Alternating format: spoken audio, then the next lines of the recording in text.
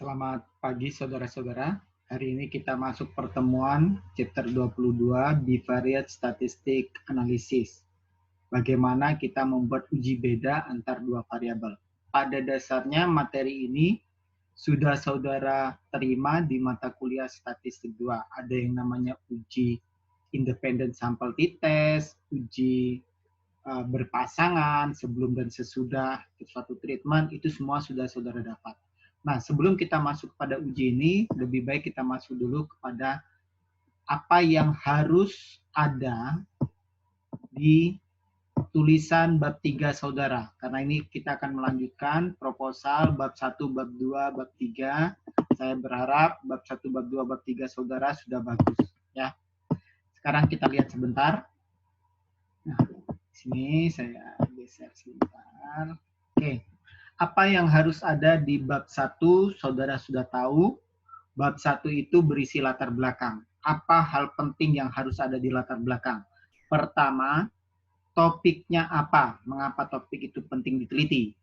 Yang kedua, pembahasan jurnal-jurnal. Kemudian sajikan semua gap-gapnya. Gap-gap, kesenjangan-kesenjangan.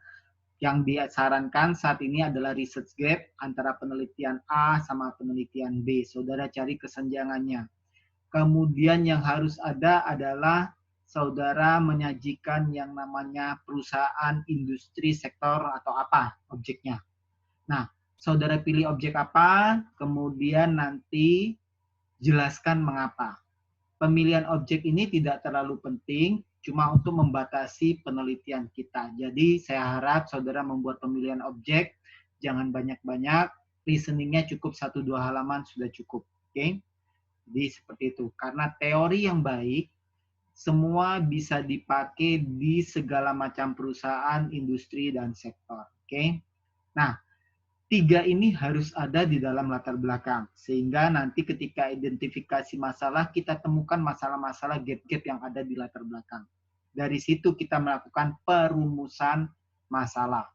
Nah, tentu tujuan penelitian kita adalah menjawab masalah penelitian yang ada di subbab nomor 2.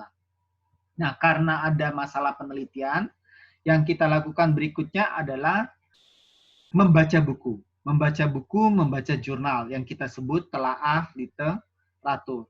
Dari telaah literatur itu, nanti saudara masukkan teori-teori yang dipakai, konsep-konsep yang digunakan, hubungan atau pengaruh antar variabel.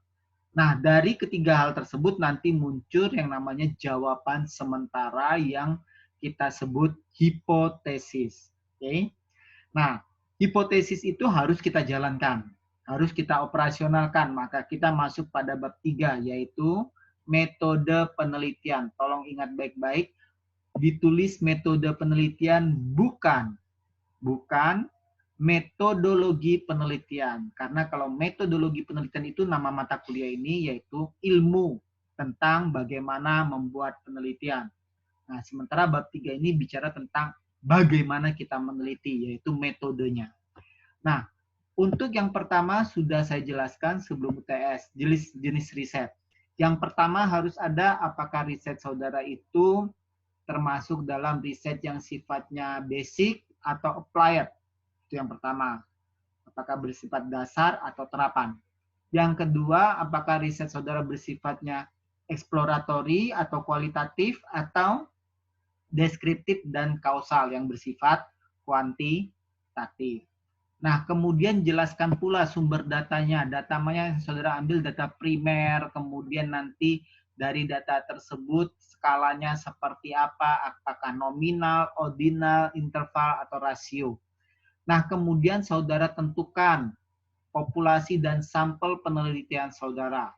Nah, di dalam bab 3 ini, sampel ini harus disebutkan berapa jumlahnya. Tentu bukan angka, tetapi menggunakan metode apa. Misalnya metode Solnik, metode macam-macam. Itu saudara sudah belajar di mata kuliah statistik bagaimana teknik pengambilan sampel. Nah, dari situ kita masuk ke variabel. Variabel dan definisi operasional. Tadi di bab 2 kita punya konsep-konsep. Konsep A, konsep B, kemudian hipotesisnya pengaruh A terhadap B. Nah, konsep-konsep tersebut harus dioperasionalkan, harus bisa kita ukur. Nah, disinilah masuk di sini definisi operasional. Bagaimana mengukurnya, bagaimana mengoperasionalkannya. Misalnya kita bicara kepuasan pelanggan. Bagaimana kita tahu bahwa pelanggan itu puas? This is masuk dalam definisi operasional. Nah, di sini sebelumnya saudara sebutkan dulu variabel-variabel yang diteliti, dependent, independent, kemudian intervening, moderating, concomitant, dan macam-macam. Nah, sekarang kita lihat review sebentar jenis-jenis variabel. Ya, kita lihat sebentar. Jenis-jenis variabel ini juga sudah pernah kita diskusikan di awal-awal perkuliahan. Oke, slide ini dulu juga sudah saya kasih di awal perkuliahan. Nah, terkait variabel. Ya, variabel. Nah, ini variabel-variabel yang ada dalam penelitian. Di sini ada garis hitam. Garis hitam ini membedakan antara intranos dan extranos. Intranos itu apa? Intranos adalah variabel-variabel yang termasuk dalam penelitian kita. Memang penelitian kita bertujuan untuk meneliti tentang hal tersebut. Sementara extraneous adalah hal-hal di luar penelitian, namun kita tahu hasilnya di mana variabel-variabel ini bisa mempengaruhi hasil penelitian kita. Itu yang disebut extraneous. Nah, kita lihat terlebih dahulu yang variabel bukan penelitian kita. Nah, ada yang variabel pengganggu ini kita sebut kontrol dan konkomitan. Nah, apa itu variabel kontrol? Variabel kontrol adalah variabel di luar penelitian kita, namun kita tahu bisa mempengaruhi dependent variabel kita. Nah, untuk itu kita bisa mengontrolnya. Sebagai contoh, kalau di keuangan ada yang namanya ukuran perusahaan. Nah, ukuran perusahaan itu seringkali menjadi variabel kontrol dalam suatu penelitian bidang keuangan. Nah, bagaimana cara kita mengontrolnya? Maka nanti ketika melakukan penelitian di bab 3, kita split antara ukuran perusahaan yang kecil, small, sama ukuran perusahaan yang besar. Jadi ada 3 sampel. Subsampelnya pertama adalah perusahaan kecil, perusahaan besar, dan total sampel. Itu cara kita mengontrol supaya kita tahu apakah benar ukuran perusahaan itu berpengaruh terhadap variabel dependen kita. Nah, namun ada variabel pengganggu yang kita tidak bisa kontrol. Itu yang kita sebut konkomitan. Nah, terus bagaimana? Ya, efeknya tetap kita lihat terus. Ya, jadi memang kita tidak bisa melakukan apapun ya selain kita melihat bagaimana efeknya terhadap variabel dependen kita. Oke? Nah, kemudian variabel dependen sendiri adalah variabel inti di mana dia dipengaruhi oleh variabel independen. Nah, yang warna kuning ini adalah variabel yang telah saudara pelajari di mata kuliah statistik 1 dan 2. Jadi variabel dependen dipengaruhi oleh variabel independen. Nah, independen sendiri variabel bebas, dia nilainya tidak terikat pada variabel apapun. Loh, kok ada anteseden? Anteseden ini sebenarnya cuma saya ingin membuat ada istilah lain dari variabel independen, yaitu anteseden. Nah, kalau kita fokus kuning, maka dependennya ini adalah yang di sini, independennya yang di sini. Nah, kalau saya hubungkan dengan yang di atas ini, maka ini adalah independen atau anteseden, ini adalah dependennya. Kemudian ada variabel moderasi dan variabel intervening atau mediasi. Nah, kita lihat yang pertama variabel intervening atau variabel jembatan. Nah, apa yang dimaksud variabel intervening? Variabel yang memediasi, menjadi perantara antara variabel independen dan variabel dependen. Sebagai contoh, apakah kualitas produk bisa berpengaruh langsung terhadap profit? Nah, tentu biasanya kita berpikir ada hubungan, tetapi kok rasanya tidak langsung dari kualitas produk naik, maka profit naik.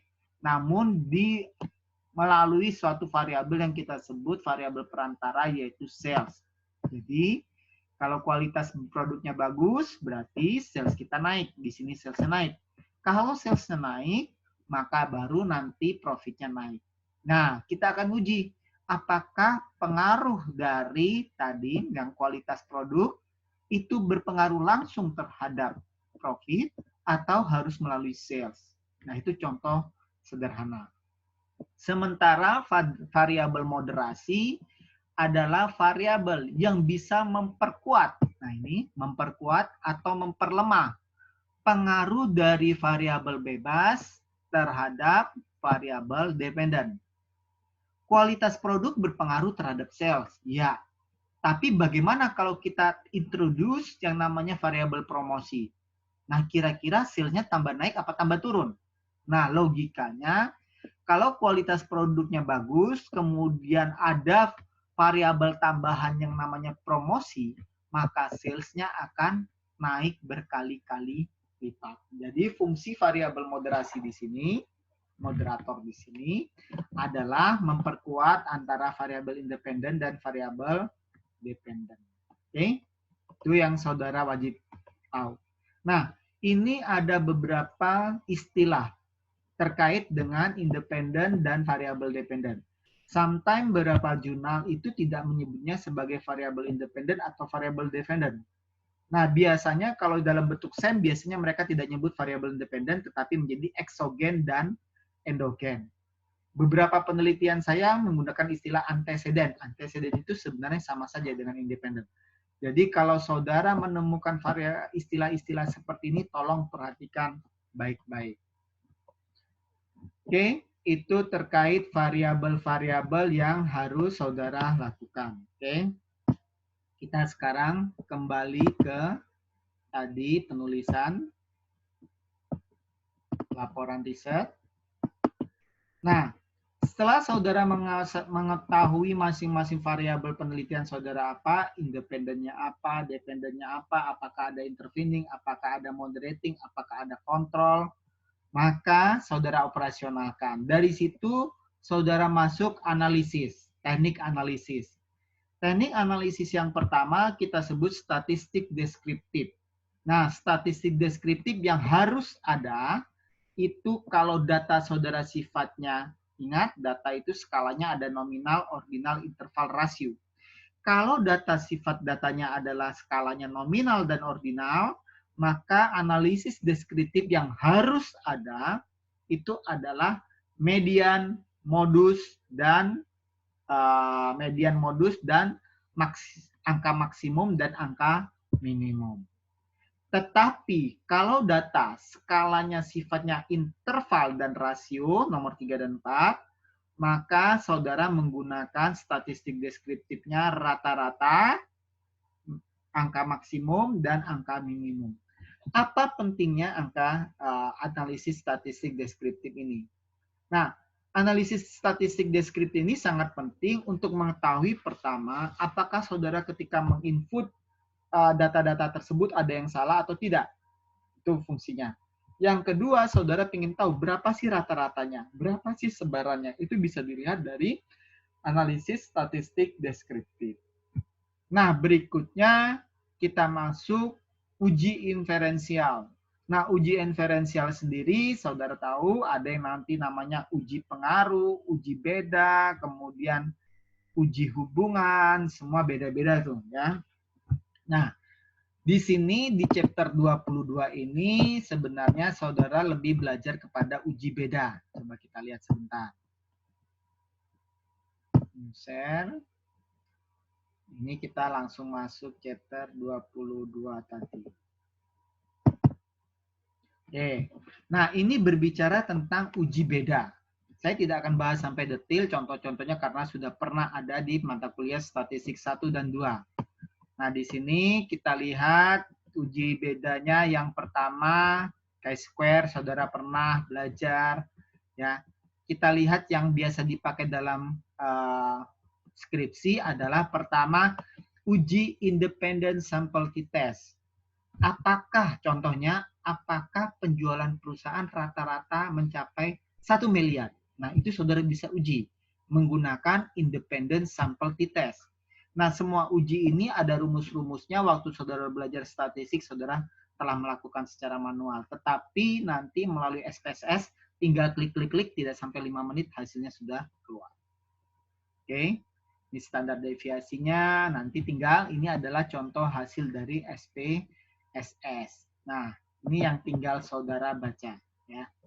Nah, terus ada lagi yang namanya per sampel t-test. Nah, ini biasanya dipakai dalam uji-uji yang sifatnya ada treatment. Jadi misalnya Anda sebelum dikasih pencerahan, sebelum dikasih brosur, image saudara tentang suatu produk bagaimana. Setelah dikasih brosur, terus dikasih iklan gitu, image Anda terhadap satu produk itu bagaimana. Jadi sebelum dan sesudah, itu yang namanya per sampel t-test. Contohnya seperti itu.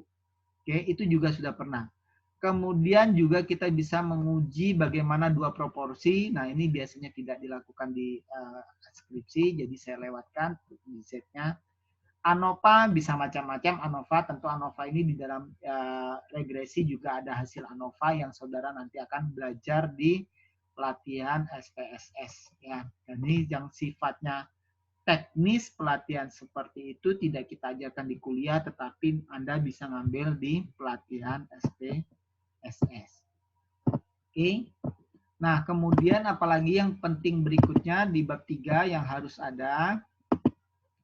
Nah, setiap alat, apakah itu regresi, apa itu multidiskriminan, dan macam-macam, itu ada yang namanya syarat dan asumsi. Syarat dan asumsi itu harus saudara jelaskan di bab 3.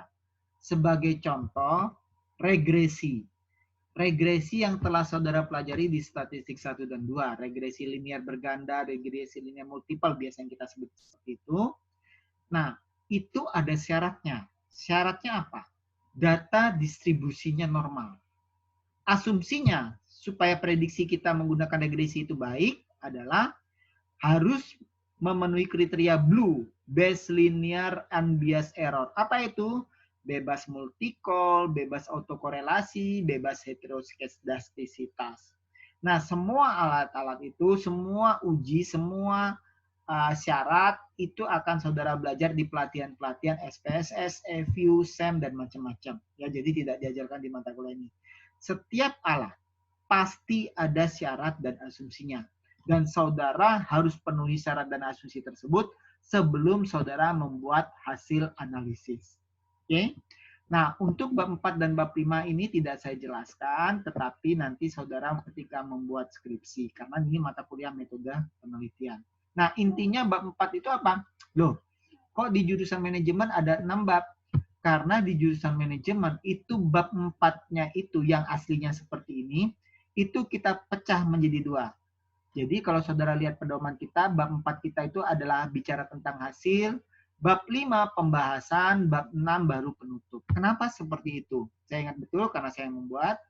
Karena dulu waktu kita gabungkan seperti ini, yang dilakukan mahasiswa itu adalah menceritakan hasil, tidak membahas. Jadi cuma menceritakan hasil statistiknya positif, negatif, signifikan atau tidak. Padahal itu bukan intinya. Nah, makanya kita pisah. Bab 4-nya hasil, bab 5-nya pembahasan. Karena bab 5 pembahasan nggak mungkin dong Anda bikin satu bab cuma 1 halaman. Nah, justru intelektualitas Anda itu akan dilihat pada saat pembahasan. Nah, pembahasan itu isinya apa? Apakah hasil sesuai dengan hipotesis, bila ya dia itu mensupport teori yang mana, bila tidak mengapa, atau bahkan bila dia signifikan namun hasilnya bertentangan dengan hipotesis, itu mengapa seperti itu. Nah, itulah yang intelektualitas saudara, sumbangsi intelektualitas saudara ada di situ, ada di pembahasan. Nah, bab 5 berisi tentang konklusi.